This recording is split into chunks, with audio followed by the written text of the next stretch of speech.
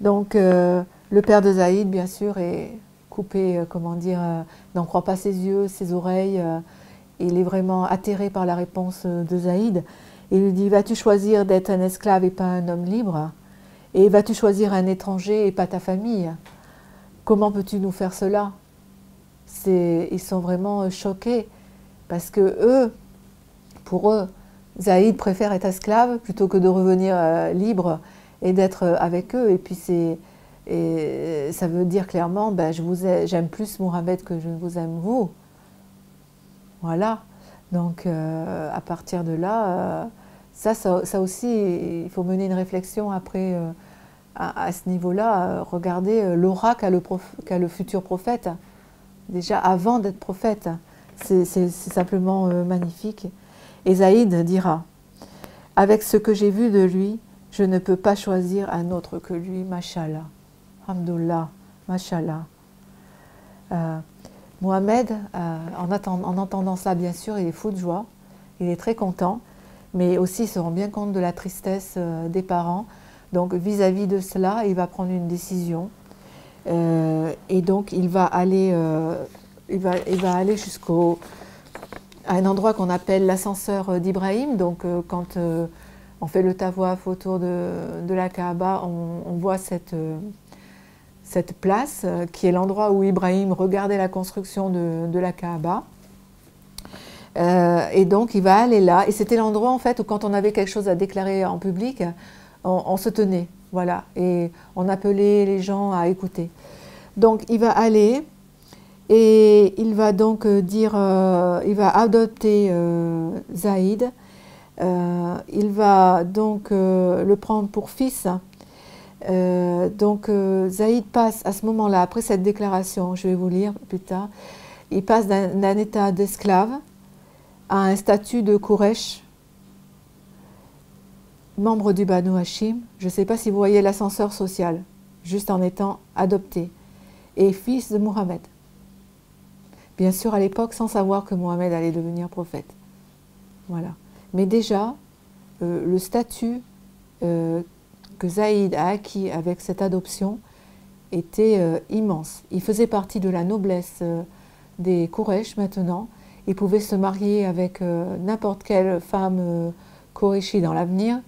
Il n'était pas condamné à rester esclave. Il avait vraiment, comment dire, coupé les étapes, pris un énorme raccourci qu'il avait mené du bas jusqu'au haut de l'échelle, quoi. Alors, la déclaration, elle s'est faite ainsi, par ces mots, aux gens de Quraysh, j'atteste devant, en levant la main, pardon, Zaïd est de moi et je suis de Zaïd. Zaïd est mon fils. Il héritera de moi et j'hériterai de lui. Il y aura bien sûr aussi la signature d'un document pour que ceci reste dans les mémoires. Voilà. Il y aura quand même quelque chose de transcrit sur quelque chose pour que cet instant reste. À ce moment-là, Zaïd ne va plus s'appeler Zaïd ibn Harifa, mais il va s'appeler Zaïd ibn Mohammed. Et il y a certains Sahaba qui vont connaître Zaïd seulement par ce nom aussi. Alors après, Mohammed devient un prophète, notre prophète, Alhamdulillah, thanks to Allah for that. Pardon, merci Allah pour cela. Zaïd est un des premiers convertis, avant même Abu Bakr, puisque Zaïd fait partie de la vit dans la maison du prophète, donc il est un des premiers témoins de ce qui s'est passé dans la grotte de Hira, et c'est un des premiers convertis avec Ali et Khadija. Voilà. Alors, le prophète décide aussi de faire, comme il a fait entre les habitants de Médine et les immigrants, il a créé des liens de fraternité entre eux. Donc notre prophète va créer un lien de fraternité entre Hamza et Zaïd. Voilà, ça s'appelle le Mouhara. Alors, Zaïd va ensuite être marié par le prophète à Ayman. Alors, un mot qui s'appelle en fait Baraka. Ayman, ça a été la servante d'Abdullah, le le père du prophète, et ça a été, à la mort de celui-ci, la servante donc de la mère de notre prophète, Amina.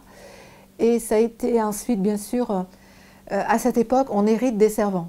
C'est-à-dire que Mohamed a hérité de Eman, Baraka, à la mort de sa mère. Et il faut savoir que donc, le prophète, à la mort de sa mère, avait 6 ans, et que Baraka, Eman, avait 10-11 ans maximum, et que c'est elle qui a ramené le prophète de Médine, où il était allé voir de la famille, et où sur le chemin sa mère est décédée. Elle a ramené seule le prophète de Médine jusqu'à la Mecque, à 11 ans.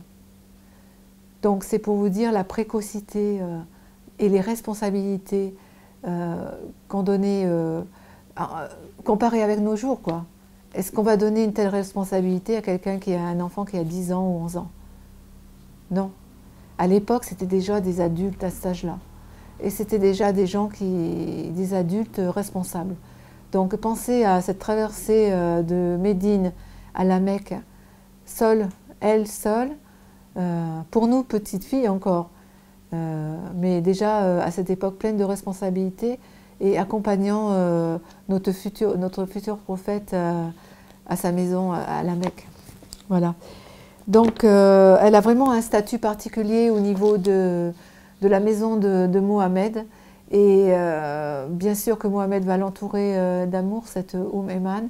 Il va la marier dans un premier temps, mais le mariage ne durera pas. Et après, il la marie donc à Zaïd. Et Eman, ça va être la mère de Oussama. Donc Oussama, nous allons en parler après Zaïd. Oussama, qui a été un des plus fameux commandants aussi du djihad, nommé par le prophète lui-même à l'âge de 18 ans. Voilà. Donc, par contre, bon, le mariage ne dure pas. Et après, Zaïd épouse certaines femmes, plusieurs femmes parmi les nobles des Koresh. Il le peut, hein. Il est noble de par son adoption, voilà.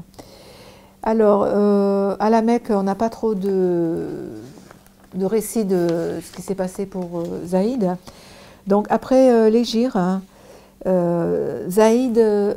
Mohamed, notre prophète, je vais dire notre prophète maintenant, il faut bien distinguer, notre prophète, c'est la Monhim, va envoyer Zaïd en expédition, mais toujours comme commandant.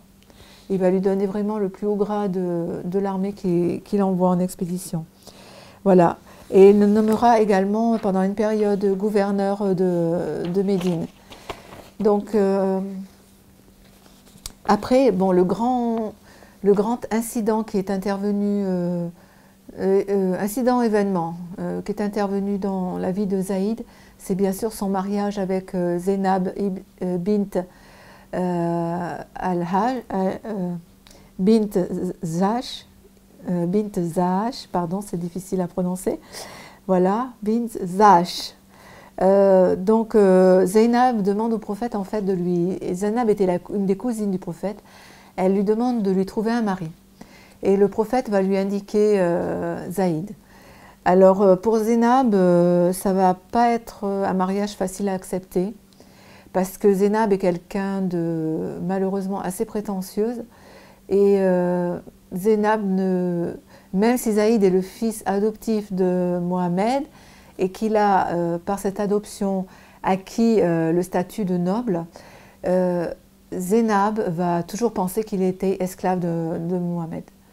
Donc, partant de là, pour elle, ce n'est pas un bon parti.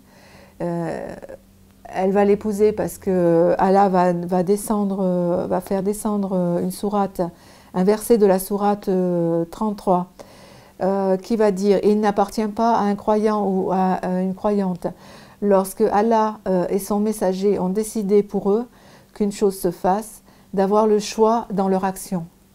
Et quiconque désobéit à Allah et à son messager, alors il sera égaré avec un égarement évident. » Donc Allah, compte tenu de la situation, fait descendre ce verset, ce qui oblige Zainab à se marier à Zaïd et à accepter la proposition du prophète.